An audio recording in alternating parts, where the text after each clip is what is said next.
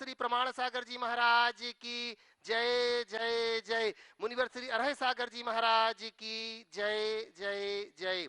प्रिय बंधुओं, तीर्थराज सम्मेद शिखर की तलहटी गुणायतन परिसर में आयोजित देश के सर्वाधिक लोकप्रिय कार्यक्रम संघ का समाधान में यहाँ उपस्थित एवं देश विदेश से जुड़े हुए उन सभी श्रद्धालुओं का जो कि पारस चैनल के माध्यम से इस कार्यक्रम का सीधा प्रसारण देख सुनवा आनंद ले रहे हैं, उन सभी का मैं गुणायतन श्री सेवायतन परिवार की ओर से हार्दिक हार्दिक अभिनंदन करता हूं।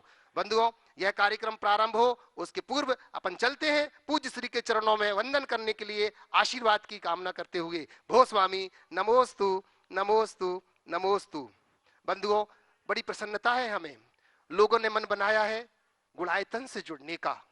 आप देख रहे हैं यहाँ पर जो लोग यहाँ पर आए हैं, जिन लोगों ने देखा है सम्मेद शिखर की यात्रा करने अगर जो लोग आएंगे और अगर उन्होंने गुणायतन को नहीं देखा तो ये मान के चलना बंधुओं, यात्रा अधूरी सी लगेगी। क्योंकि आत्मा से परमात्मा बनाने का अगर कोई आयतन है तो वो है गुणायतन, जहां पर प्रथम गुण स्थान से लेकर के 14 गुण स्थान को पार करके सिद्धत तक की यात्रा कराई जाएगी। बंधुओं, आप उसमें जरूर जुड़ें। और आज हमें बड़ी प्रसन्नता है जो कि गुणायतन से जुड़े हुए हैं निर्माण निधि के रूप में ऐसे श्रीमान पारस जी महावीर जी रालेकर, श्री महावीर सुरेश कुमार जी रालेकर मंगरूल पीर से बहुत बहुत उनको धन्यवाद। बंधुओं, श्री सर्वेश जी, दीपक जी वरवंटे, श्रीमती शकुंतला जी रत्नकर वरवंटे नांदेड़ से जुड़ी हुई हैं, इनको बहुत बहुत बहुत बहुत धन्यवाद। और बंधुओं, आज जो निर्माण मित्र के रूप में जुड़े हुए हैं श्री नरेश चंद जी जैन, श्रीमती स्वर्ण जी जैन गाजियाबाद से, और आज यहाँ पर उपस्थित जो निर्माण मित्र के रूप में जुड़े थे श्री बिमला जी कुमार जी वरिया नागपुर से हमारे में आए, और इनका अभिनंदन करती है हमारा परिवार में। निवेदन करता हूँ धर्मचंद जी से, निवेदन करता हूँ अर्चना बेनाडा जी जो कि ट्रस्टी हैं और इनका अभिनंदन करेंगे। इसके साथ साथ बंधुओं,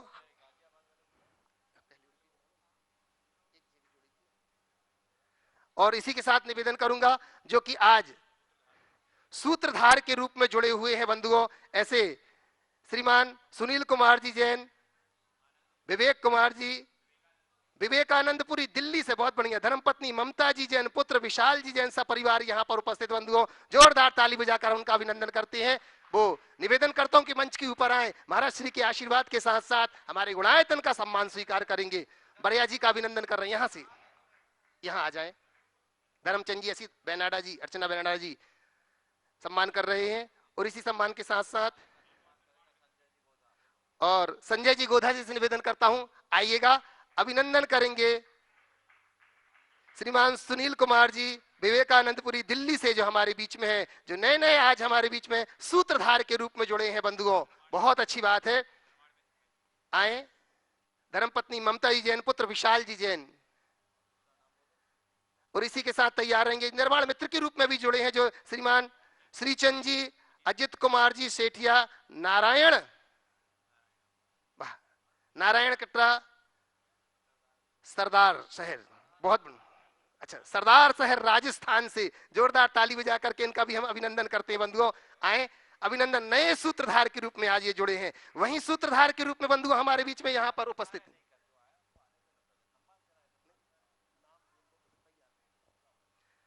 आए। और इसी के साथ निवेदन करता हूं श्रीमती इंदिरा जी जैन, धर्मपत्नी स्वर्गीय नरेंद्र कुमार जी जैन, सौरभ ऋचा जी जैन नागपुर से, जो कि सूत्रधार के रूप में जुड़े हैं बंधुओं, वो यहाँ पर उपस्थित है। मैं निवेदन करता हूं मंच के ऊपर आए और इनका अभिनंदन करने के लिए मैं निवेदन करता हूं सुनील जी सीएफओ हमारे बीच में यहाँ पर उपस्थित है। अजय जी से निवेदन करता हूं कि आइएगा। एनएल जैन साहब से निवेदन करता हूं, गुणायतन कोषाध्यक्ष यहाँ पर उपस्थित है, आए इनका अभिनंदन करेंगे। आइए, सुनील जी का अभिनंदन हो रहा है, जोरदार तालियां बजा करके हम इनका अभिनंदन करते हैं।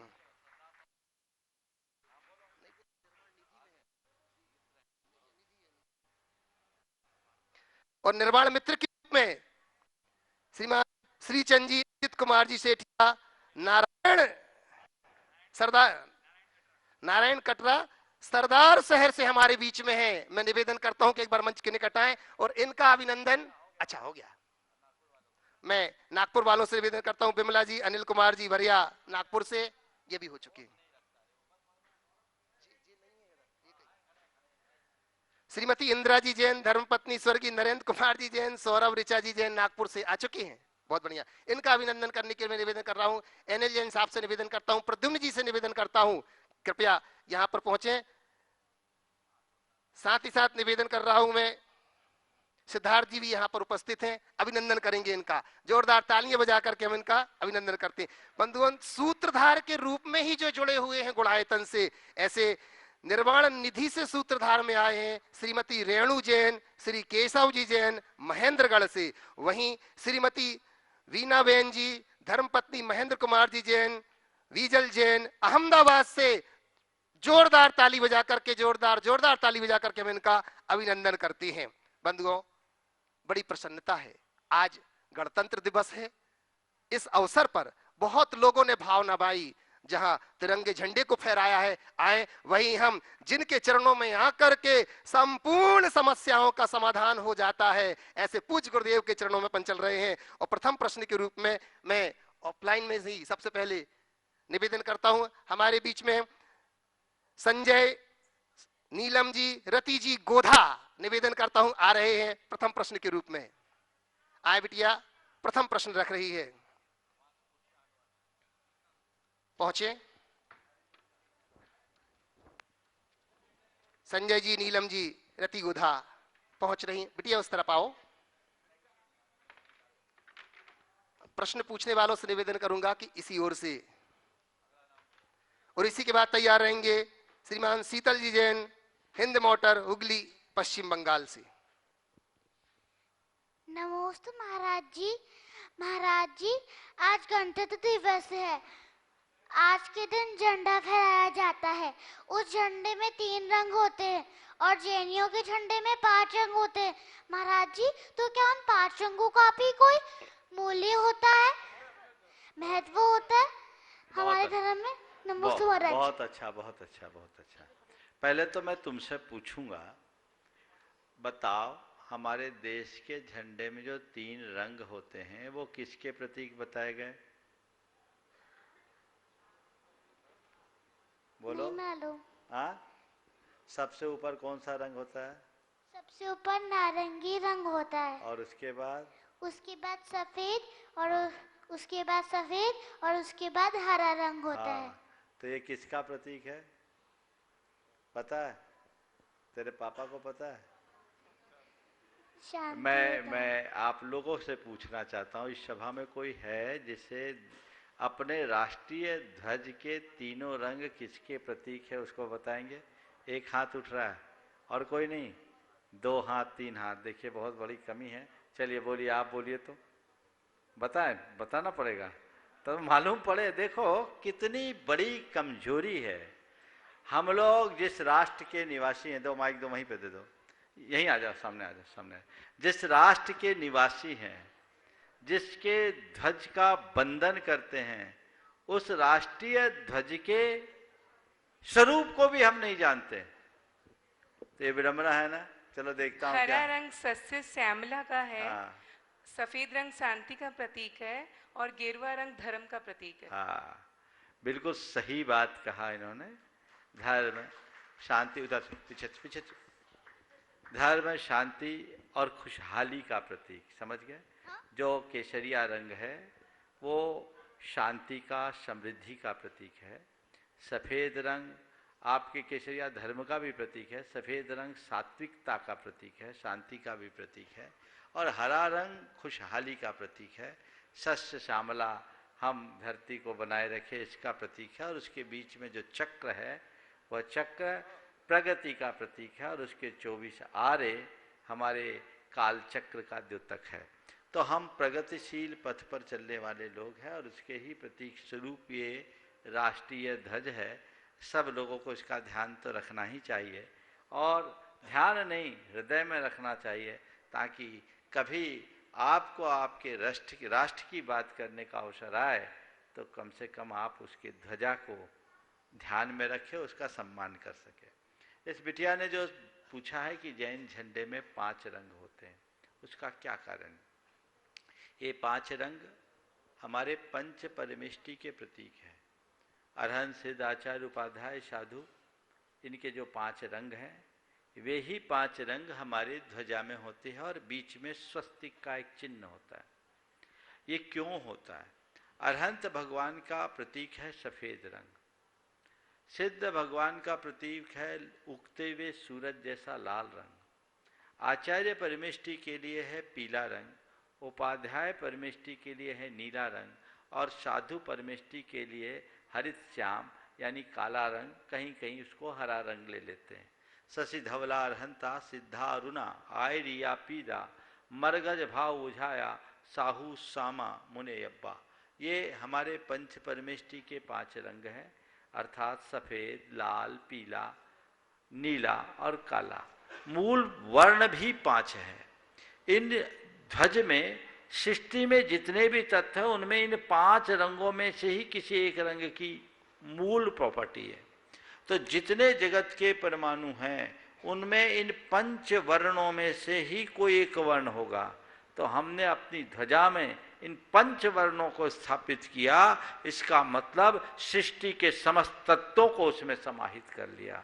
और उसके मध्य जो स्वस्तिक है वो इस बात का द्योतक है कि ये सारे जगत का कल्याणकारी है। जग के कल्याण की भावना हमारी ध्वजा में है। इस ध्वजा के नीचे जो आएगा सबका कल्याण होगा, दिग दिगंत तक जो भी हैं उन सबका कल्याण होगा। इसलिए जैन ध्वजा में 5 रंग की स्थापना होती, 5 रंग का विधान होता है। ठीक है, चलिए, बहुत बढ़िया। नमोस्तु महाराज जी। शीतल जी हिंद मोटर उगली पश्चिम बंगाल से, और इसी के बाद निवेदन करूंगा सिद्धार्थ जी कासलीवाल गुणायतन नमोस्तु प्रशासक। महाराज श्री, मेरे और मेरे परिवार की तरफ से नमोस्तु नमोस्तु नमोस्तु। महाराज जी कहते हैं कि दुनिया में 4 स्थान कभी नहीं भरते, समुद्र, शमशान, कृष्णा का घड़ा और मनुष्य का मन। फिर भी यह मनुष्य मन को भरने में क्यों लगा रहता है? इसके कारण वह कितने राग द्वेष में उलझा रहता है, समझते हुए भी अनजान बना रहता है कि हम अपने मन को कैसे समता रखें कि ये हमेशा शांत बना रहे। कृपया समाधान कीजिए। देखिए, बिल्कुल सही बात है, मन का गड्ढा कभी भर नहीं सकता और ये एक सर्व ज्ञात तत्व है। लेकिन इसके बाद भी विडंबना कुछ ऐसी है कि वो जान करके भी अनजान बनता है। ये मोह है। इसे भरने के लिए एक ही रास्ता है, उससे बचने के लिए। भर तो सकता नहीं, बस वो भर नहीं सकता, इस धारणा से भरकर उससे विमुख होने का रास्ता है अतीत के अनुभवों को ले और उससे पाठ पढ़े। एक छोटा सा बच्चा चिमनी की तरफ लपकता है। आजकल तो खैर चिमनी गोल हो गई, पर ये पहले कहावत थी कि बच्चा चिमनी की ओर तभी तक लपकता है जब तक उसका हाथ नहीं जलता। एक बार हाथ जलने का एहसास हो जाए तो फिर वो दोबारा कभी नहीं, उसे पता है ये ताता है, अब नहीं जाएगा। तो एक छोटा सा बच्चा अपने अनुभव से एक बहुत बड़ी सीख लेता है और दोबारा उस दिशा में बिल्कुल नहीं जाता। तो बस ऐसे ही जब हम अपने अतीत के अनुभवों से सीख लें कि मैंने अपने मन के गड्ढे को भरने में बहुत कुछ किया लेकिन अभी तक भरा नहीं, और मैंने ही क्या, आज तक जिसने भी इसे भरने का प्रयास किया वो भरा नहीं, क्योंकि मन का गड्ढा भर ही नहीं सकता, वो अपूर्ण है, उसे पूरा नहीं जा सकता, ये अनुभव है। तो जो भर ही नहीं सकता उसे भरने का प्रयास करना नासमझी के अलावा और क्या होगी। ये समझ में आ जाए तो सब ठीक हो जाए। समझ में आता भी है, लेकिन हमारे इस अनुभव पर हमारी आसक्ति हावी हो जाती। पिछले अनुभवों को छोड़ते हैं कि चलो एक बार और, फिर कहते चलो एक बार और, फिर थोड़ा और, थोड़ा और, थोड़ा और, थोड़ा और करते करते जिंदगी पूरी हो जाती है। हमारी मन की इच्छाएं अधूरी रहती है, न कभी पूरी होगी न कभी हो सकती है। समझ गए? इसलिए इनसे हमें मुड़ना होगा। रामायण पर आधारित एक घटना है। रावण से किसी ने कहा जब रावण मरणासन्न था कि आपने अपने जीवन में बहुत कुछ किया, इस अंतिम घड़ी में आपकी कोई इच्छाएं शेष रह गई है क्या? रावण ने कहा मैंने बहुत कुछ किया पर इस घड़ी में मेरी 3 इच्छाएं अधूरी है, जिसे पूरी न करने का दर्द मेरे मन में है और मुझे लगता है उनको पूरी न करने से मेरी सारी इच्छाएं अधूरी है। मैं तो उसे नहीं कर पाया, अगर आप लोग पूरी कर सको तो मैं बता सकता हूं। बोला क्या है? बोला मैंने सोने की लंका बनाई, मेरी इच्छा थी कि इसमें सुगंध आ जाए पर सुगंध नहीं आ पाई। सोने की लंका में सुगंध नहीं आ पाई। मैं सोचता था सागर में अथाह जल है पर उसमें मिठास आ जाए, पर मैं उसमें मिठास नहीं ला पाया। मेरी तीसरी इच्छा थी कि अग्नि जले पर धुआं न उठे, पर मैं वो भी नहीं कर पाया। कहते ही रावण के प्राण निकल गए। उसका संदेश आज भी हमारे साथ है, अर्थात अपनी इच्छाओं को पूरा करना यानी सोने में सुगंध लाने की सामर्थ्य विकसित करना। अपनी इच्छाओं को पूर्ण कर लेने का मतलब है समुद्र के पानी को मीठा कर देना। अपनी इच्छाओं को पूरा करने का मतलब है बिना धुआं के अग्नि जला लेना। भूतो भविष्यति, इस सत्य को जानो, मानो, अपने जीवन को आगे बढ़ाओ। अपने अतीत के अनुभवों से हम अपने आप को आगे बढ़ा सकते हैं। ये बात अपने मस्तिष्क में अच्छे से अंकित कर लेनी चाहिए कि मन की इच्छाएं पूर्ति के प्रयत्नों से पूरी नहीं होती, से तो हम नियंत्रण से ही पूर्ण कर सकते हैं। बस ये बात हृदय में अंकित हो जाए, सारा रास्ता प्रशस्त होगा। नमोस्तु गुरुदेव। सिद्धार्थ कासलीवाल गुणायतन प्रशंसक, और इसी के बाद निवेदन करेगा आदित्य सौरभ जी सिंघई। नमस्तु महाराज जी, नमस्तु नमस्तु। आपके पावन चरणों में मेरा मेरे परिवार का कोटि प्रणाम।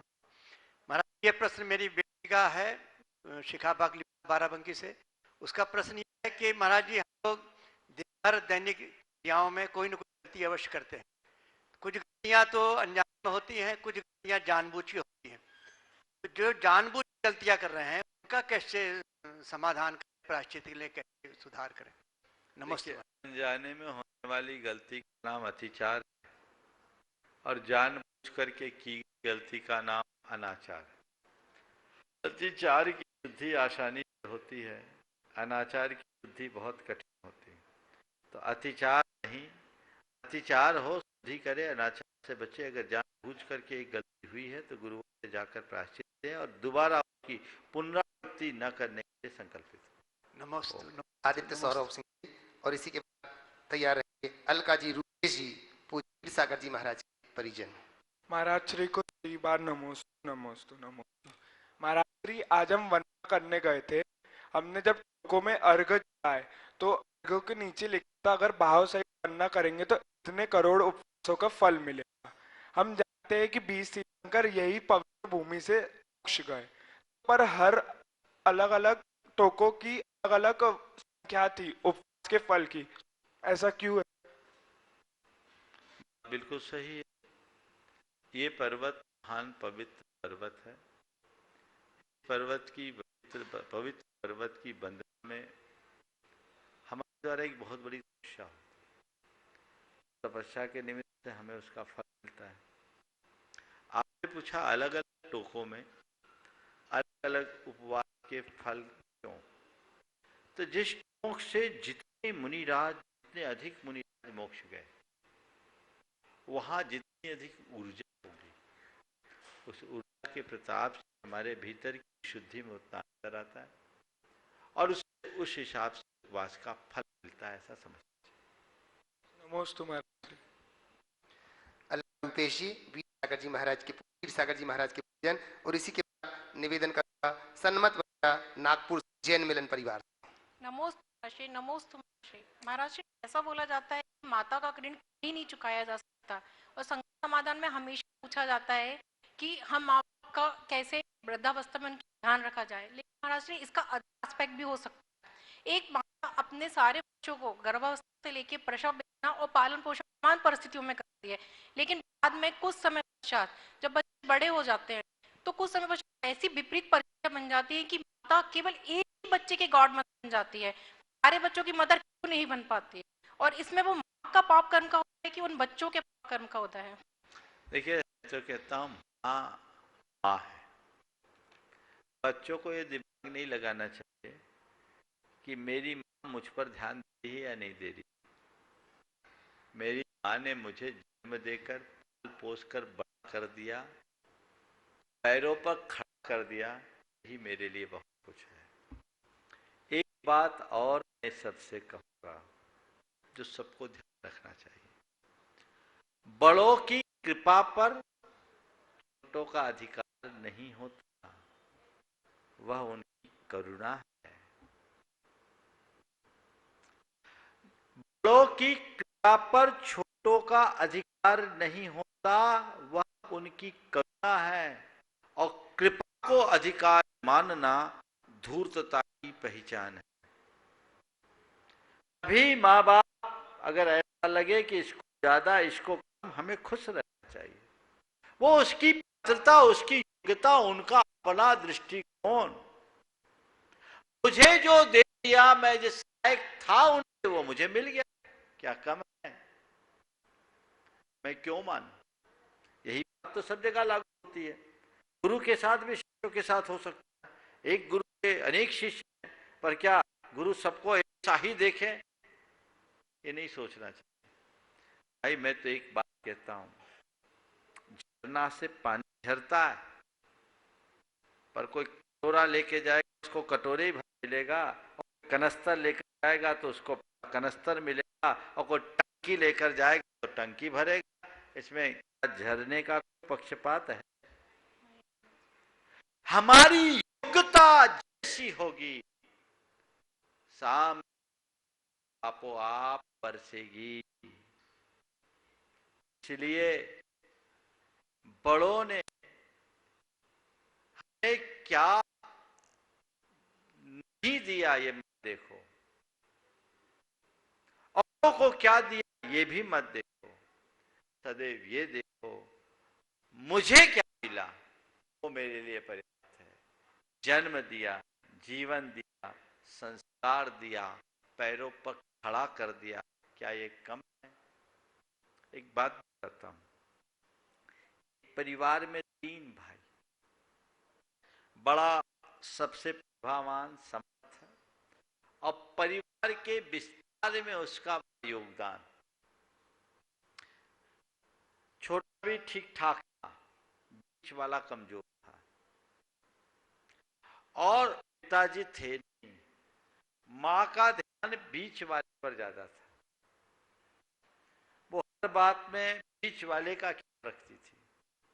एक दिन बड़े बेटे से रहा नहीं गया, बड़े बेटे ने मां से कहा कि कटता मैं हूं, पिताजी के जाने के बाद सारा एम्पायर मैंने खड़ा किया, रात मैं सब कुछ करता हूं, पर तू सारा उसका ध्यान रखती है, मेरा ध्यान तेरा बेटा नहीं क्या?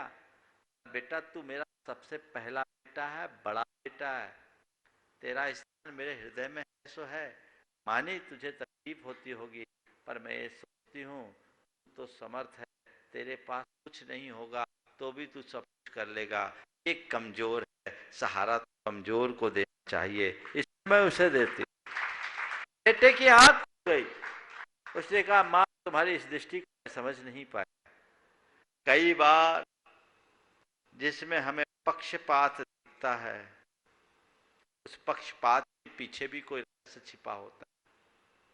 ये दृष्टि जब अंदर विकसित होगी तो जीवन का पथ प्रशस्त होगा। इसलिए सकारात्मक रहना चाहिए और ऐसी बातों से हमें बचना चाहिए। लेकिन क्या बताएं, आजकल तो छोटे छोटे बच्चे हैं ना, एक छोटा परिवार था, 2 बच्चे थे, एक बेटा एक बेटी, आजकल तो 2 ही बहुत होते तो एक ही मिलते हैं।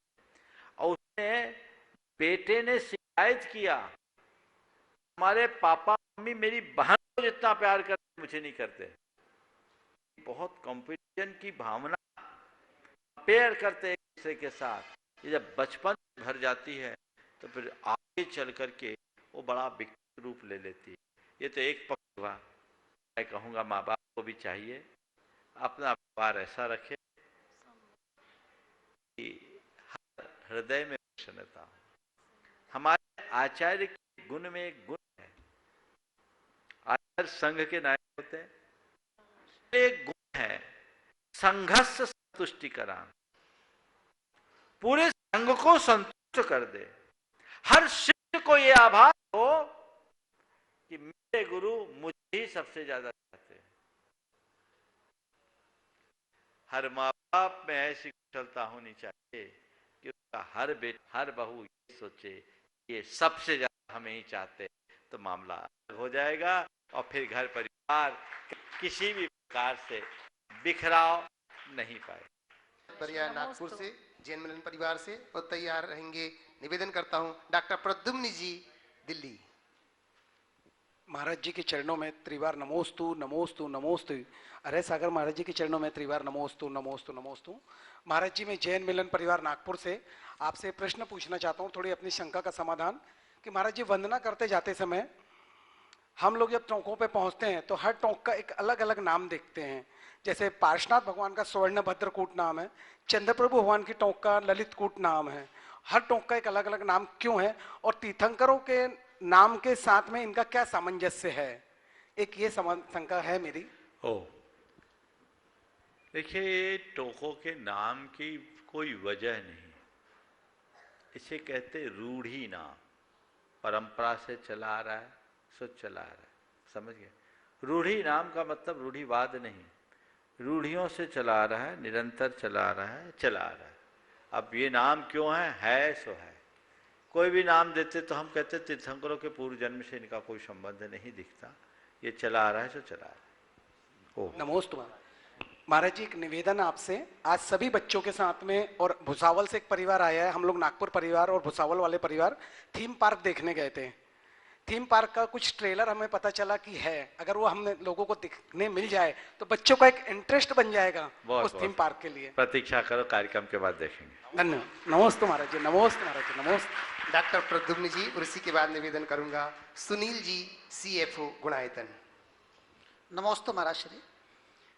महाराज श्री, कहते हैं कि हमेशा जोड़ने वाला काम करना चाहिए, तोड़ने का नहीं। सुई बन के रहो जो दो को एक कर देती है, कैंची मत बनो जो एक को दो कर देती है। लेकिन महाराज श्री, जब हम सुई बनते हैं तो उसमें चुभन भी होती है, तो हम ऐसी कैसी सुई बने कि हम दो को एक तो कर दें लेकिन किसी को उसमें से चुभन का एहसास ना हो। बहुत अच्छा है। आज दो को एक करने के लिए सुई बनने की भी जरूरत नहीं, गोंद बनने की जरूरत है। चुभन भी नहीं होगी, जुड़ जाओगे। तो गोंद की भांति जुड़ो, सुई की भांति नहीं। मस्त मस्त। सुनील जी, अगला नाम CFO, और इसके बाद निवेदन करूंगा जो आज नए सूत्रधार के रूप में जुड़े हुए हैं, सुनील जी जैन। आपका नाम भी सुनील जी जैन, विवेकानंदपुरी, दिल्ली से हमारे बीच में है परिवार के साथ। तो महाराजों के चरणों में बारंबार नमोस्तु नमोस्तु नमोस्तु। महाराज जी कहते हैं जो वर्तमान में संतुष्ट रहता है वो जीवित अवस्था में मुक्त हो जाता है। क्या ये संभव और कैसे? देखिए, बिल्कुल सही है और बहुत सहज संभव है। जो वर्तमान में संतुष्ट रहता है वो जीवित अवस्था में मुक्त हो जाता है, हो ही जाता है। किससे? आकुलता से। किससे मुक्त होता है? आकुलता से मुक्त होता है।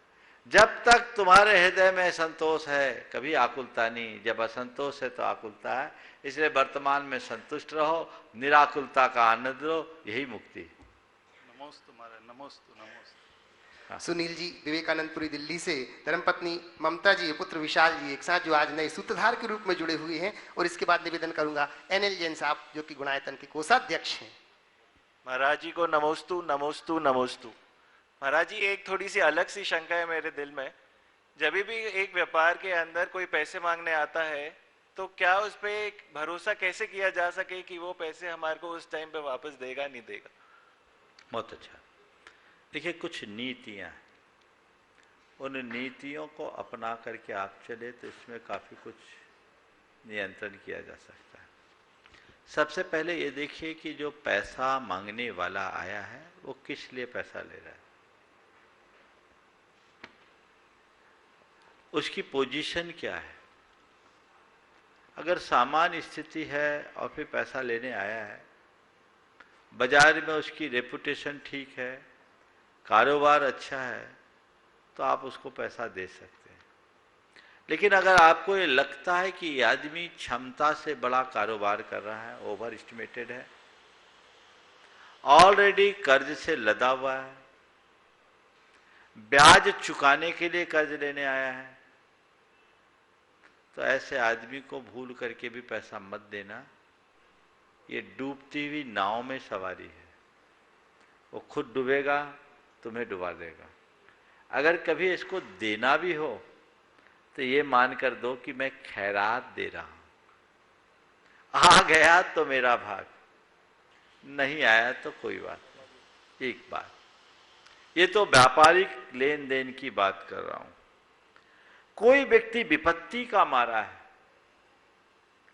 कोई बीमारी है, परिवार में अन्य प्रकार की कोई विपत्ति आ गई है, शादी विवाह का कोई प्रसंग है, ऐसी कोई आकस्मिक जरूरत है और वो व्यक्ति पैसा मांगने आया है, तो मेरी राय में है यदि तुम्हारे पास सरप्लस पैसा है तो उसे दे देना, लेकिन वापस लौटे ही इस प्रत्याशा से मत देना।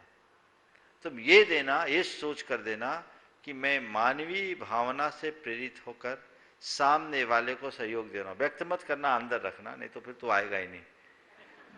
मानवीय भावना से प्रेरित होकर इसे दे रहा हूं, मेरे पास सरप्लस है इसलिए दे रहा हूं, लौट आया तो मेरा भाग, नहीं लौटा तो गया।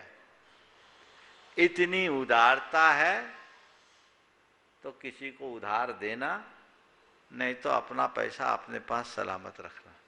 समझ गए? 2 दिन पहले पैसा, एक सवाल आया था इसी से संदर्भित कि किसी को उधार देने के बाद व्यक्ति को भिखारी बनना पड़ता है और वो मालिक बन जाता है, डेट पर डेट देता रहता है। तो ऐसा काम मत करो। समझ गए? नहीं, ऐसा ही हो रहा है। जो पाता है उसको बार बार गिड़गिड़ाना पड़ता है और जिसको देना, हाँ देंगे, अब देंगे, तो ये काम ठीक नहीं। बहुत सुंदर। अध्यक्ष गुणायतन और निवेदन करूंगा कपूर जी कोटा।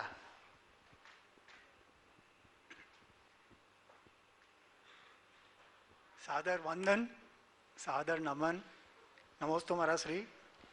महाराश्री, करीब 1.5-2 महीने पहले मैंने एक जिज्ञासा रखी थी और वो जिज्ञासा को आपने जो है ना होल्ड पे रखवा दिया था।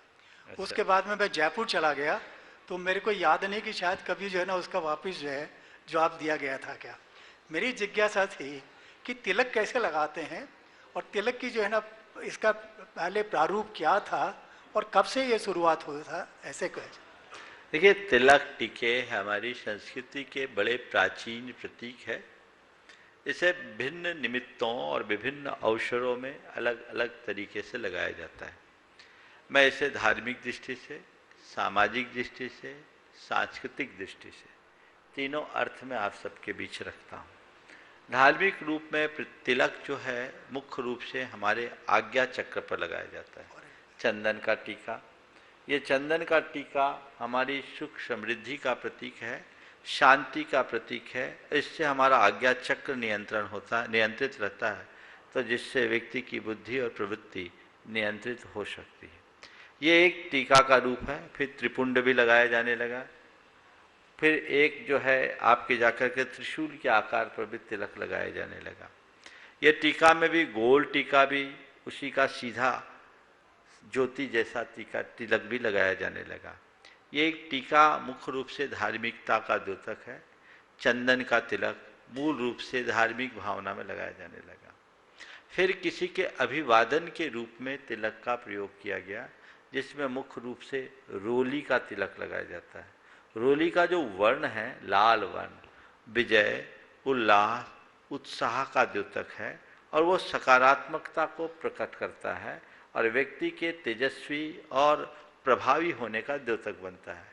तो किसी के माथे पर तिलक करते हैं तो यानी इसकी जय है, इसका कल्याण है, ये व्यक्ति प्रभावी है, इस भाव से रोली का तिलक किया जाता था। चंदन के बाद रोली का तिलक, बाद में लोगों ने और चीज़ें, अब आजकल तो रंगों का भी प्रयोग होने लगा, लेकिन लेकिन मूल रूप से जो तिलक है चंदन और रोली का तिलक मुख्य रूप से तिलक है। ये सामाजिक रूप से प्रयोग में लेते हैं। इसी तरह तिलक को सौभाग्य का भी द्योतक माना जाने लगा। हमारी महिलाएं अपने सौभाग्यवती होने के प्रतीक स्वरूप माथे पे एक तिलक लगाती, बिंदी लगाती। हालांकि आजकल वो भी गोल होने लगी। किसी ने कहा पहले तो पति का स्थान माथे पे सिंदूर के रूप में रहता था, फिर ललाट में तिलक के रूप में रहता था, ये भी हट गया। अब पाँव की बिछिया में भी जगह नहीं बची, कहीं का नहीं बचा। अब भगवान जाने कहाँ है। ये सब धीरे धीरे गोल होते जा रहे हैं आधुनिकता के रूप में, पर ये हमारे सांस्कृतिक प्रतीक हैं। इससे हमारी सांस्कृतिक अवधारणा विकसित होती है और ये हमारे मस्तक की शोभा है। तिलक श्रेष्ठता का भी प्रतीक है। हम भगवान को त्रिभुवन तिलक बोलते हैं, 3 लोक में तिलक स्वरूप। तिलक शिरोधार्यता और बहुमानता का भी प्रतीक है। जिसको हमने तिलक के रूप में स्वीकार लिया, जिसके माथे पर तिलक लगा दिया, उसको हमने स्वीकार लिया। विवाह के पूर्व जब आप तिलक की रस्म करते हैं, लगवाया तो होगा ही। वो तिलक क्यों लगाया जाता है पता है? माथे पे तिलक इसलिए लगाया जाता है कि हमने आपको तिलक लगा दिया, यानी आप हमारे द्वारा मान्य हो गए। समाज जनों के बीच लगाया जाता था और उस मान्यता में व्यक्ति खुशी और प्रसन्नता से उपहार दिया करता था। अब वो तिलक जो है दहेज का रूप बन गया। तिलक में कितना लगा, ये रूढ़ी है, ये कुपरंपरा है। इससे समाज में विकृतियां उत्पन्न होती है। इसलिए तिलक टीके के बारे में अगर मैं बोलूं तो पूरा 1 घंटा भी बोलूं तो कम है। कभी प्रवचन में मूड होगा तो बताऊंगा, लेकिन ये सार में जितनी बातें मैंने बताई उतना आप सबको ध्यान रखना चाहिए। विकर्ष जी शास्त्री, और इसी के बाद निवेदन करूंगा सुनील जी अजमेरा, संयुक्त मंत्री गुणायतन की बिटिया हनी अजमेरा। मुनिवर द्वय के चरणों में कोटि कोटि नमोस्तु। गुरुदेव, आज गणतंत्र दिवस का पावन अवसर है। किसी भी देश को चलाने के लिए संविधान की आवश्यकता होती है। प्रश्न ये है गुरुदेव कि हम अपने जीवन को चलाने के लिए कौन सा संविधान लागू करें ताकि हम अपने प्रतिदिन के दिनचर्या में संविधान का पालन करते हुए देश के संविधान को भी पालन कर सकें। देश को चलाने के लिए संविधान की जरूरत है और जीवन को चलाने के लिए विधि विधान को मानने की जरूरत है। समझ गए? संविधान का सम्मान करके चलोगे तो देश सुरक्षित होगा और विधि के विधान को ध्यान में रखकर चलोगे तो जीवन सुरक्षित होगा। इसलिए विधि के विधान पर विश्वास रखो, तुम्हें फिर किसी की और चक्कर में पड़ने की जरूरत नहीं पड़ेगी। नमोस्तु गुरुदेव। हनी जी अजमेरा, और इसी के बाद तैयार रहेंगे वैभव जैन सावदा महाराष्ट्र से। नमोस्तु गुरुदेव, नमोस्तु गुरुदेव, नमोस्तु गुरुदेव। गुरुदेव, आज मेरे प्रश्न के 2 भाग है। पहला गरीबी से है। कल आपने स्वरोजगार की बात की थी कि आज गणतंत्र दिवस है तो हमें अपने देश में ये करना चाहिए। तो क्या हमको गरीबी हटाने के लिए उनको सिर्फ आर्थिक रूप से मजबूत करना ही जरूरी है या उसके कुछ और उपाय हो सकते हैं? और दूसरा, अभी आचार्य महाराज ने कहा है कि अगर हम गरीबी की बात करें तो जिस समय हमारे अंदर मांगने की भाव आती है, चाहे वो कोई भी इंसान हो, अगर उसके मन में स्वार्थ का फीलिंग आया है तो वो उसी क्षण और गरीब हो गया। तो इस हिसाब से तो हम जो वेल टू डू फैमिलीज है, हमको भी चाह होती है कि हम और ऊपर उठे और ऊपर उठे, और हमको भी मांगने का रहता है। तो क्या हम भी गरीब हो गए इस नजरिए से? बहुत अच्छा। देखो, तुम्हारे दोनों सवालों में, दोनों सवाल के दोनों पहलुओं में पहले पहलू की बात मैं कहूँगा। गरीबी का संबंध केवल पैसों से नहीं है,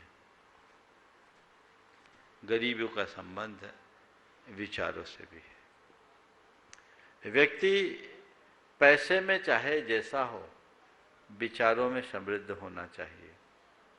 हम गरीबी को हटाना चाहते हैं तो वह केवल आर्थिक गरीबी से ही नहीं हटने वाली।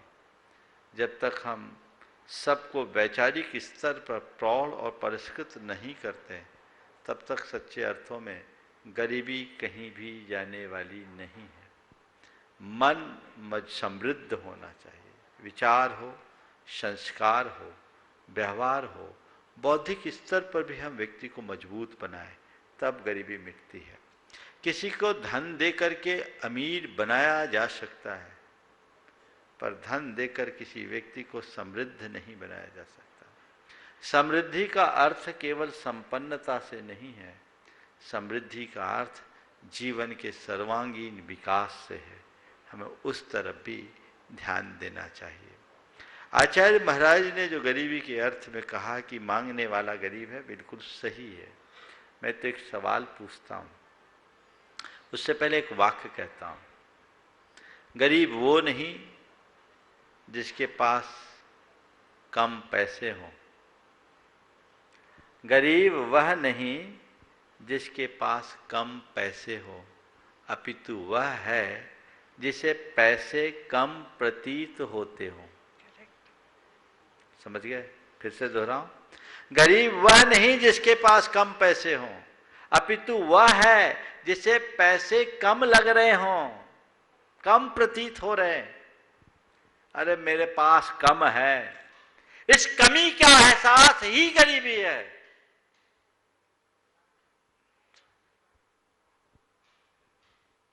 जिसके पास पैसा है वो अमीर, जिसके पास पैसा नहीं हो गरीब, ऐसा मत मान लेना। हमारे पास तो एक छदाम नहीं है, क्या मानोगे?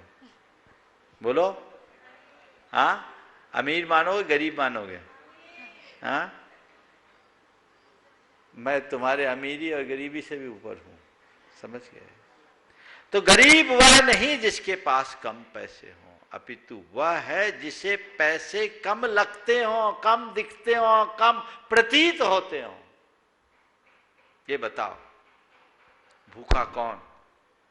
जिसको खाने के लिए कुछ नहीं और खाने की इच्छा नहीं वो, या जिसने 2 लड्डू खा लिए, 2 थाली में है, फिर भी बगल वाले की थाली में नजर गड़ाए? कौन है भूखा? पहले वाला कि बाद वाला? समझ गए? मैं समझता हूं इससे बड़ा उदाहरण और कोई दूसरा देने की जरूरत नहीं है।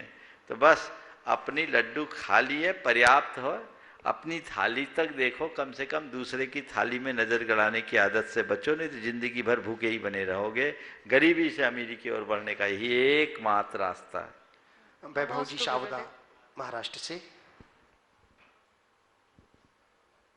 मेरे पूरे परिवार की तरफ से नमस्ते महाराज जी। महाराज जी, मेरा प्रश्न था कि आत्मविश्वास और घमंड, इन दोनों को अपनी दैनंदिन क्रियाओं में किस तरह से ले, किस तरह से समझे, इस प्रकार से उनका अंतर बनाए रखे, और उसी प्रकार से गर्व और स्वाभिमान, ये दोनों चीजों को किस प्रकार से अंतर बनाए रखे।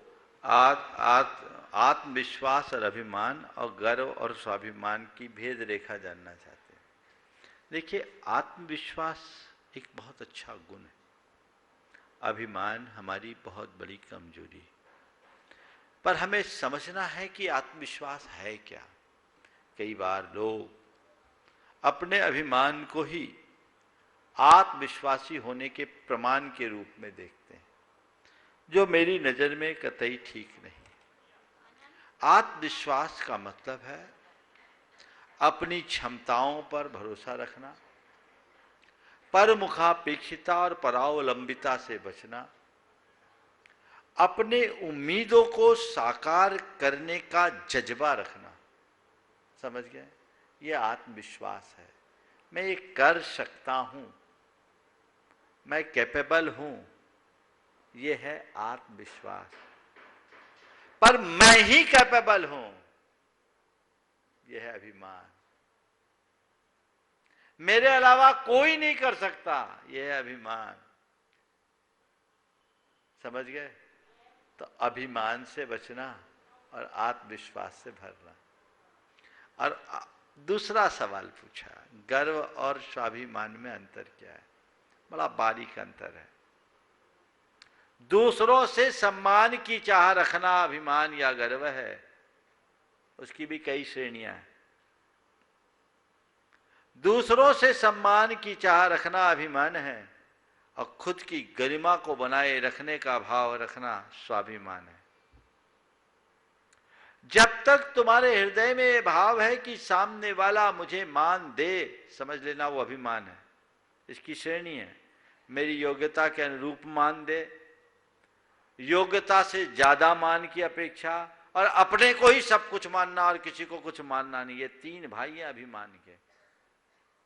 योग्यता अनुरूप सम्मान की चाह मान, योग्यता से अधिक सम्मान की चाह उसका बड़ा भाई घमंड अभिमान, और अपने अलावा और किसी को कुछ गिनना ही नहीं, यह है मद। ये इनसे बचो। पर स्वाभिमान इन सब से भिन्न है। अपनी गरिमा को बनाए रखना। मुझे मान मिले न मिले मुझे कोई चाह नहीं, पर मेरा अपमान न हो ये मेरी सावधानी है। ये स्वाभिमान है। समझ गया?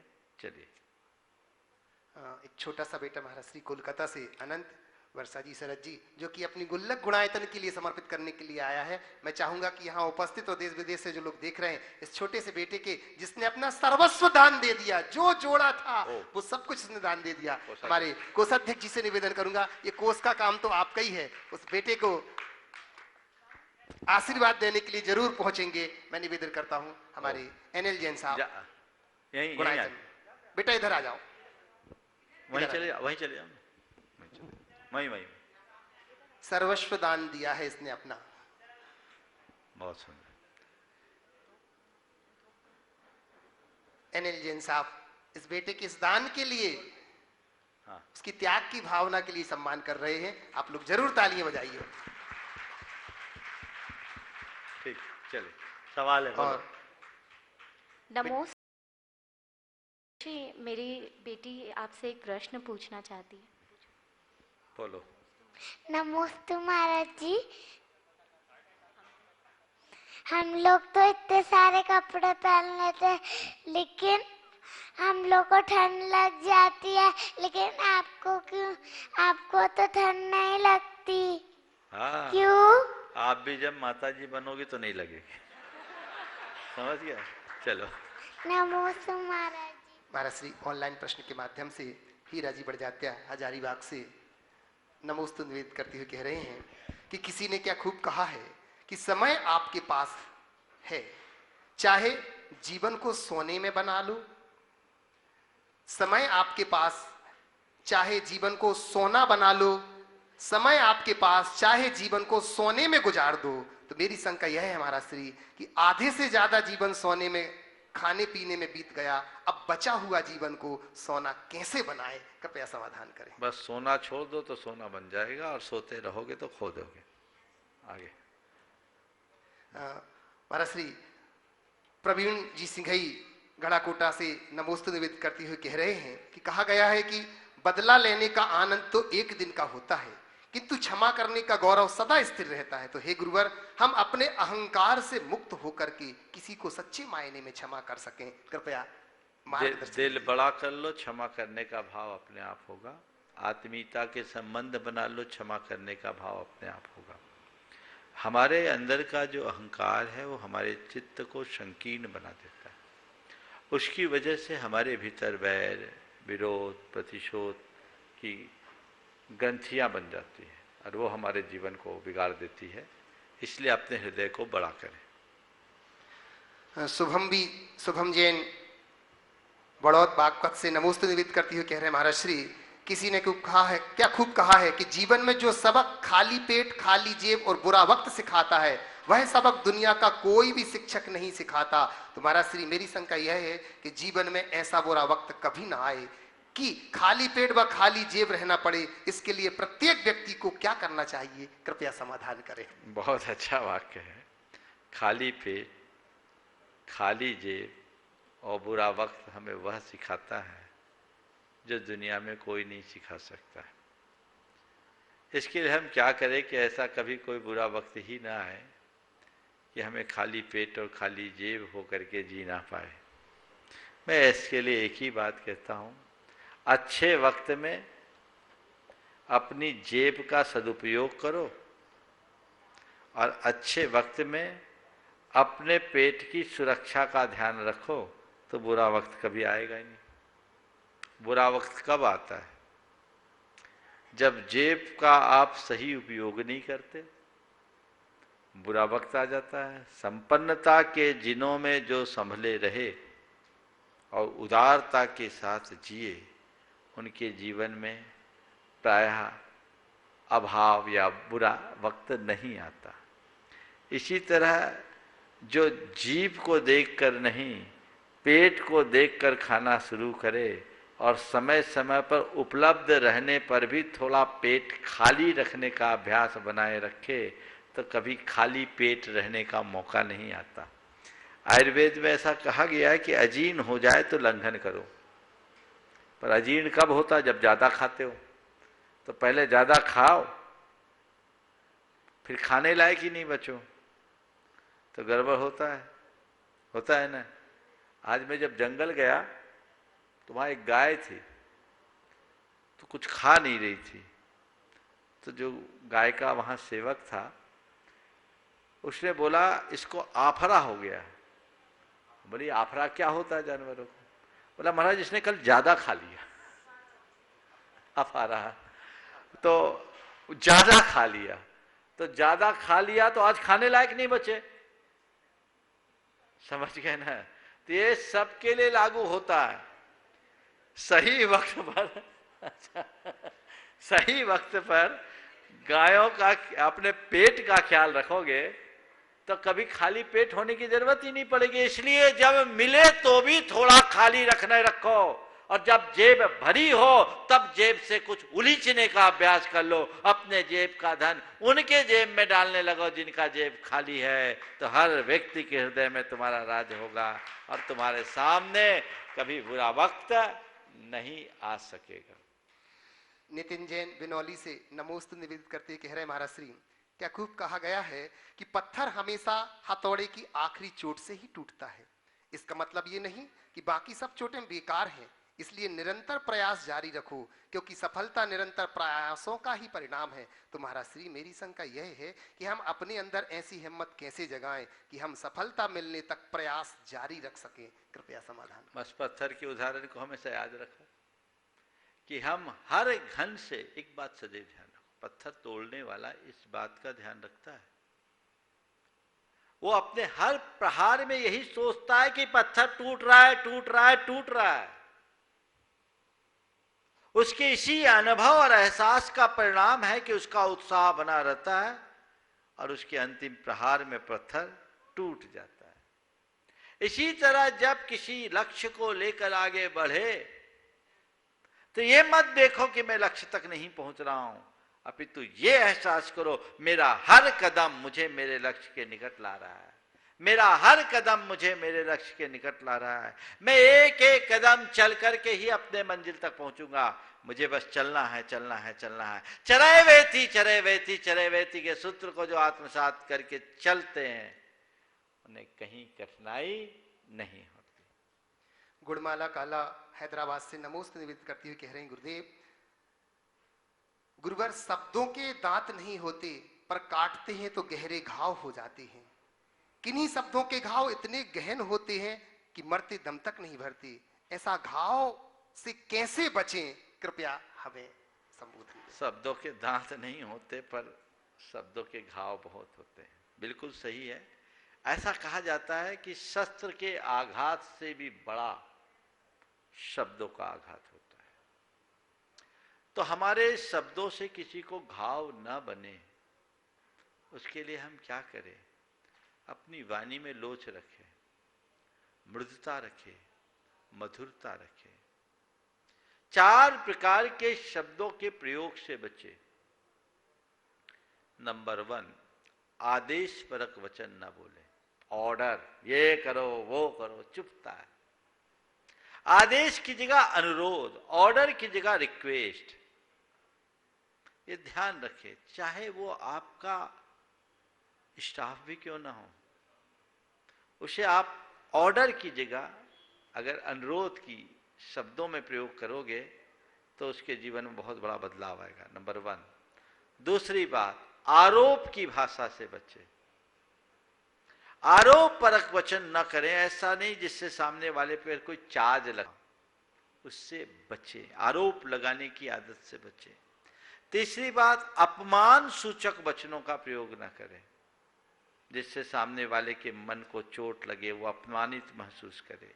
और चौथी बात, आलोचना परक वचनों से अपने आप को बचाएं। अगर आलोचना परक वचन आप बोलोगे तो सामने वालों को चुभेगी। हम कभी किसी की कोई गलती भी हो तो उस गलती को ऐसे सकारात्मक तरीके से समझाएं कि वो आलोचना भी उसे आलोचना जैसी न लगे। यदि इन वचनों का प्रयोग हम करते हैं और बोलते समय हम इतनी सावधानी रखते हैं तो मैं समझता हूँ हमारे शब्द किसी को घात नहीं पहुँचाएंगे। आप महाभारत की उस उक्ति को याद रखते हैं, एक वचन था, अंधे के अंधे ही होते हैं। दुर्योधन ने अपने आप को अपमानित महसूस किया, महाभारत हो गया। वो तो द्वापर युग में हुआ था, आज हर घर में रोज रोज हो रहा है। उसकी वजह हम सबके सामने, इसलिए इससे बचे। समय आप सबका हो गया, यहीं पर विराम। बोलिए परम पूज्य आचार्य गुरुवर श्री विद्यासागर।